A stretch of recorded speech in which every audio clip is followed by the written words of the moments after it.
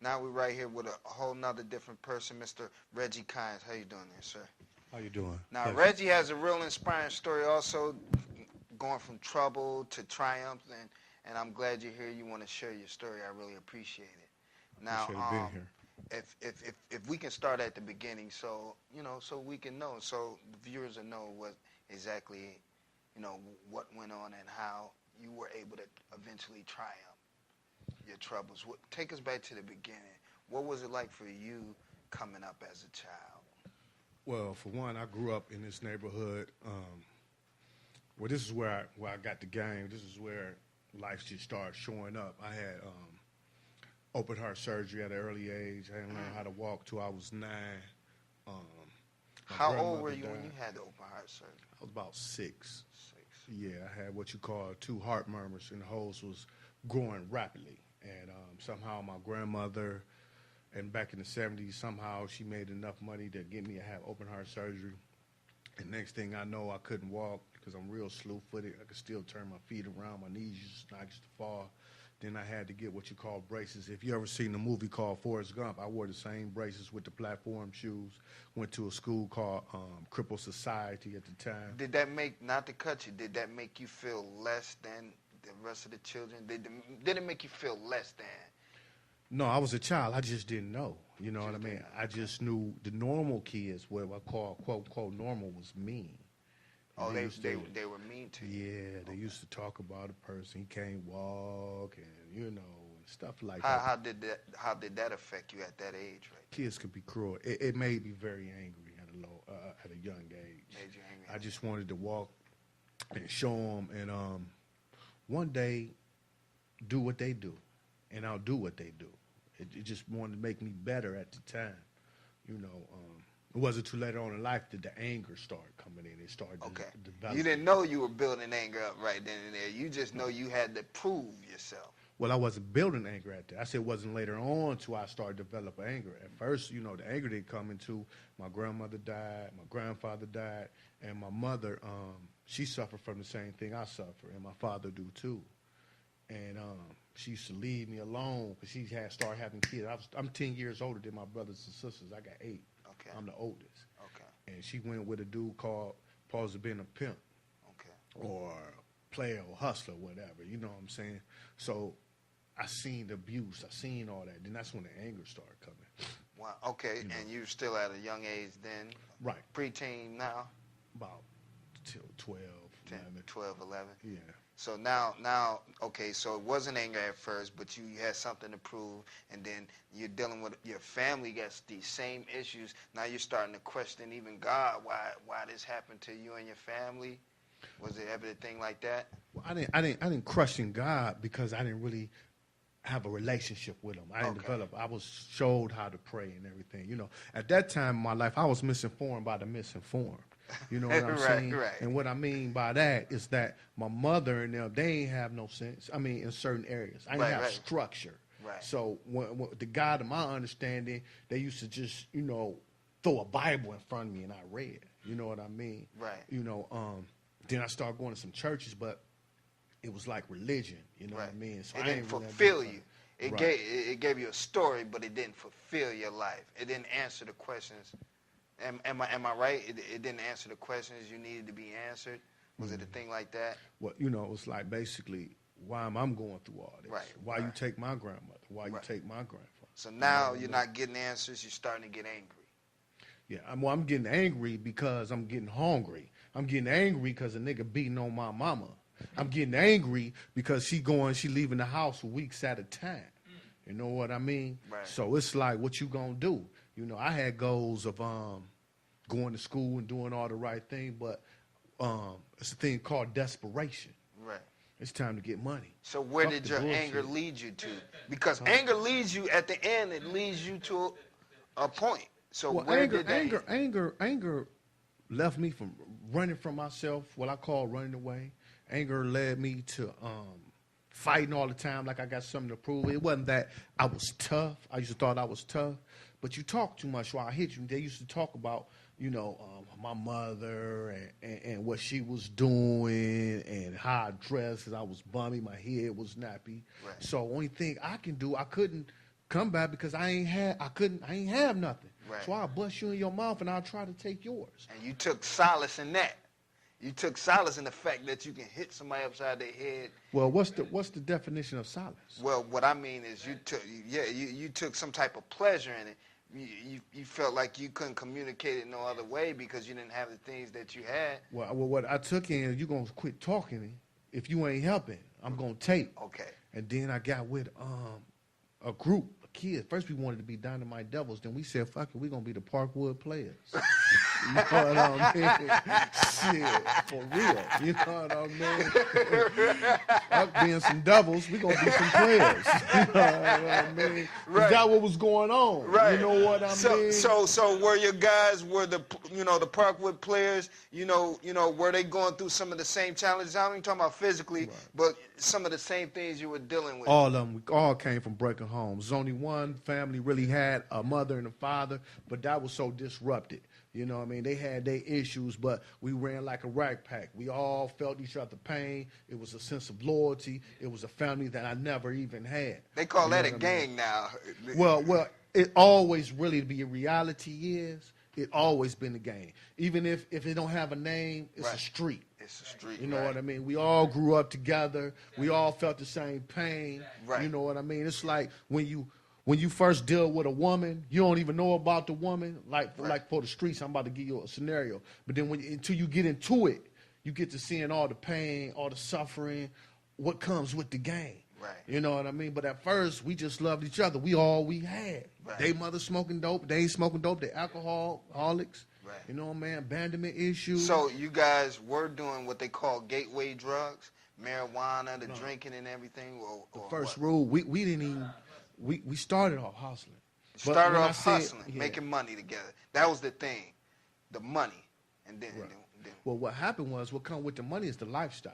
Okay. So it's like you couldn't have one without the other. So it was like you start getting money to girls. You trying to impress the girls. We thought the weed. That's when they used to have some weed called monkey paw and cess. Right. You know what I mean? Yeah. So it was cool. Then we started drinking. All right. How did you feel about yourself when you were going through that, when you started to pick up these things? I didn't feel it was just fun. It was something to do. You know what I mean? That's the thing. That's why I got in a situation.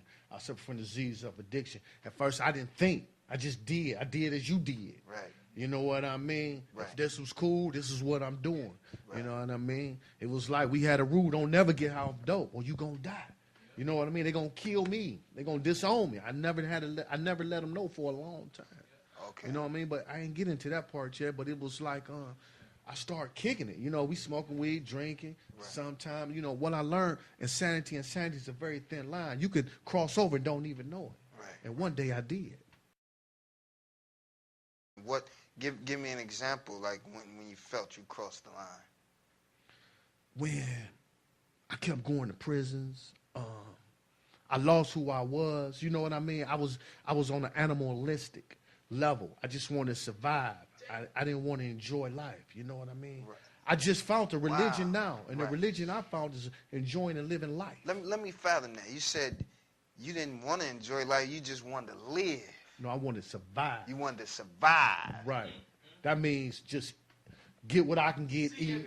Just do what I got, do whatever you got to do. Get high, eat, and manipulate. Cool. Right. Manipulate, that's what I thought life was all about. Because Right. at first when I came, I wanted to buy my mom a house. I wanted to show her a better life. I wanted to do some things for my brothers and sisters. Right. You know what I mean? But now I just want to survive. I want to get high all the time. Right. Where I crossed over was we started smoking preems. Okay. But we used to stop. I seen a friend of mine named John Brown. Now you were selling dope first, right? Yeah, for a long time. Okay, now the mantra was don't do dope or you'll die. Right. What broke you down to where now you're doing preems? Well, preems came in, it was cool. Oh, it was a cool thing. It was a cool, like, you have different things, like this generation is water and X. Right, exactly. At that time, 89, 90, 91, we getting so much dope, we'd take the shake and just put it on there. Right. It was a paper pipe. Right. You know what I mean? We all smoke together, get paranoid.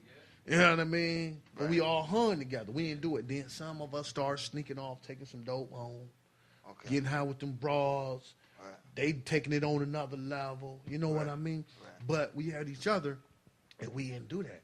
But then I started getting high with a person, Okay. you know, and it got to the point. Then I'm getting fronted. First I'm selling dope. Now I'm getting fronted. Now it's like I'm struggling to get this money and make a profit and pay bills. You know what I mean? Because now I got the lifestyle. I got an image I got to uphold. Right. Cars, clothes, dress. You know what I mean? Right. I can't show no weakness. Right. You know what I mean? Right. Misinformed by the misinformed. Not in touch with who I am. Lost the ability to love. So it's always a dog mentality. I'm going to get you. You know what I mean? You a weak nigga. Right. You know what I mean? It was so crazy, man. We beefing with niggas on the other side of the street. We all from the same hood. Fuck them Sean Capone niggas. Fuck them. Them niggas ain't all that. Right. You know what I mean? Fuck Lakeview. We all we had. Right. My whole world became this hood right here. It was like my own prison. You know what I mean? And the pain got so great, it was like shit. When I got high, I just released. You know what I mean? That's the only time we had some relief. You know what I mean? So you felt there was a release to do the preems and do the drugs and everything. Right. It was like a temporary escape. Now I want to run. I don't want to face reality. Living life on life terms every day of your life, right. That shit ain't no joke. You got bills. You got people dying. You got people always trying to use you. You got, it's a lot of things come with life, man. Right. You know what I'm saying? But now I face life on life terms without using nothing. Right. You know what I mean? But it took me a long time. Now, you mentioned, you said you lost you. Right. Now, did you always have deep down in you that sense of you, and it was just buried, or you? Well, I never really knew me, but I thought I was a king. And what I learned about kings is that they can lose their crowns and they can lose their reign. So now I wanted to be a teacher, because teachers can never lose their knowledge, right? So we ran like kings at first, and then other hoods started coming, they started taking crowns. They started taking niggas' reign. You know what I mean? Right. So it was like, I wanted to be a teacher. You know what I mean? I wanted to do and something teach better. What? I want to teach you how to survive. I want to teach a new way of life. You know what I mean? What I learned was pain was a great motivator. Through my experience, strength, and hope, I can show. But it had to come from home first. It had to come within myself. Right. It had to come from myself. Then I had to work with my children. I had to work with my wife. Right. I had to work with well, different things. what experience in your life? At what point did you gather the strength to want to become a teacher? What grabbed a hold of you and said, "Hey, you need to share what you've been through because it's just terrible"? One day, you know, I was serving a lower power for so long. You know what I mean? See, what I'm learning is, what happened was, I looked at myself in the mirror. I was looking at my kids. I was looking at everything around me, how skinny I got, how I look. You know what I'm saying? See, I suffer from a disease that tried to kill me mentally, physically, and spiritually. I died spiritually. I died mentally, but I ain't died physically. Right. So it was like I reached out. I was at my mother's house at the lowest point in my life. Lucky, thank God for my mother today, even though she do what she do, but she gave me a place, and I like, it got to be learning this. And I prayed. And he showed me. How did he show you? And what did he showed me to a program. He showed me that, first of all, I had to understand that I'm powerless over my addiction and my life become unmanageable. Okay. He showed me that I had to get a power greater than myself that can restore me to sanity. Right. He showed me that I had to make a decision, turn my will and my life over to the Gary God as I understand him. Right. And whatever that power is, he have to be loving and caring. It can't be, you know, because I come from a dogma. You know what I mean? You going to hell. You know, I was searching for so long for spirituality. I mean, really religion. You know what I mean? Yeah. Islam, this. But all I was doing was trying to find myself. Right. And the thing is, I had to find a relationship with him, call out for him, and you receive me, I receive you. Right. Don't be ashamed of me from no man. You know what I mean? Right. But I had to learn that. Right. You know what I mean? I don't need nothing to go outside myself to make me feel good. Right. And usually when you call out to the Lord, and if he's going to answer, it's going to be through the actions and ways of other people around you. So did you start to be receptive and you know, understanding? Did You know, did you know, how did that go to be receptive with somebody so you could start to have growth within yourself? Well, what I learned, what he told me, first of all, when your mind is closed, nothing can come in and nothing can go out. Okay. So he opened my mind up. And then I used to, if you couldn't help me far as financially, I didn't want to be bothered. Okay. You know what I mean? Right. So he showed me how to identify and not compare. It don't make a difference where you come from. Life shows you how to identify people for what identify. they are, but not compare people. Right. Because you feel like if you compare them more so than you identify them, then you can join issues with those people? Or? No, what I'm saying is if I identify with if I have empathy and I understand where you come from, right. See, just because you come from the suburbs don't mean you can't help me. Okay. You still went through some pain. You right. know what I'm saying? You still suffered somewhere. Right. You know what I mean? You still trying to do better with your life, right. where you came from, and it's a gift. Right. God talked through people.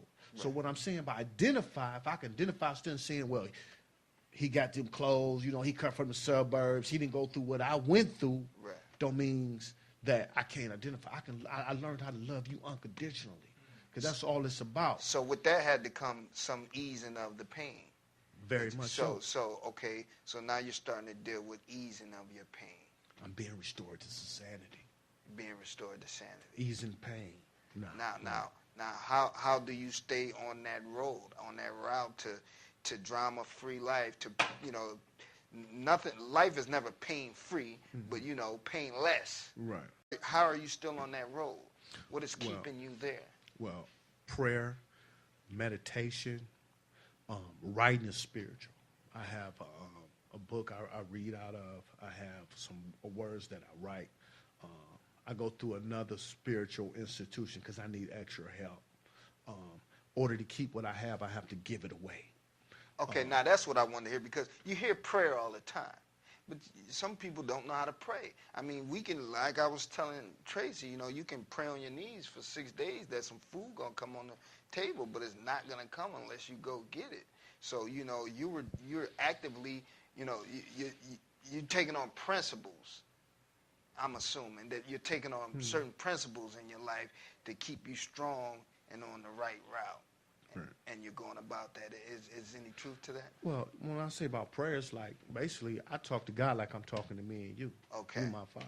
Okay. So it's nothing real spiritual. I could talk to him at any time. Right.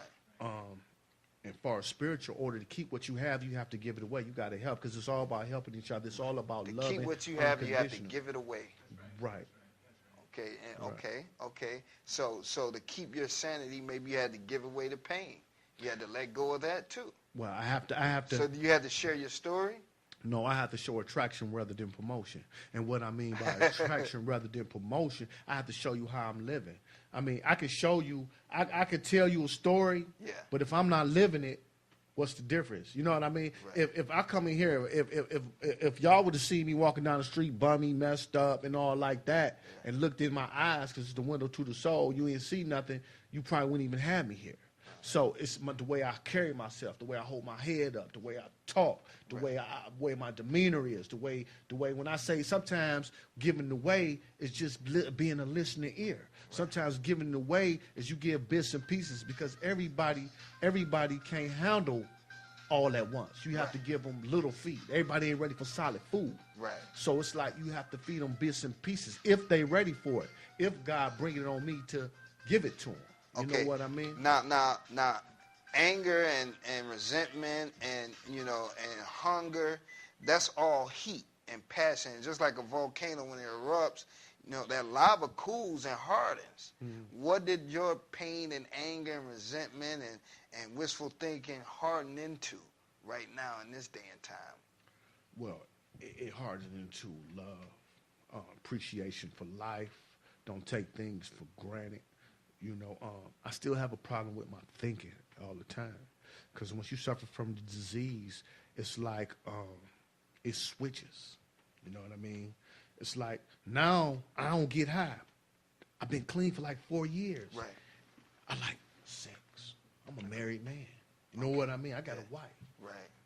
You know, I got to be careful with that, because it can lead me. See, using ain't just dope. Right. I can get high off money. What's you gonna do with some money if you ain't got yourself? You gonna just get money and keep going through it. Right. You know what I mean? So it's like I have to be aware. I got the steps to be aware of who I am today. You know what I mean? This is new things to me. Right. You know, I still like certain things, but I have to be cautious on what I do because the shit can lead me back to dope. The women, I can go trying to chase women all the time. I'm in bars. Who am I trusting? Who am I trying to press? I don't put nothing in front of God. You know what I'm saying? It's a we program and I give it away, but I'm the most important person. Because if I ain't together, I can't get you together. Right. You know what I mean? Right. I love my kids, but I don't owe you shit. Right. I'm going to be there for you. You know what I mean? But don't try to use that against me.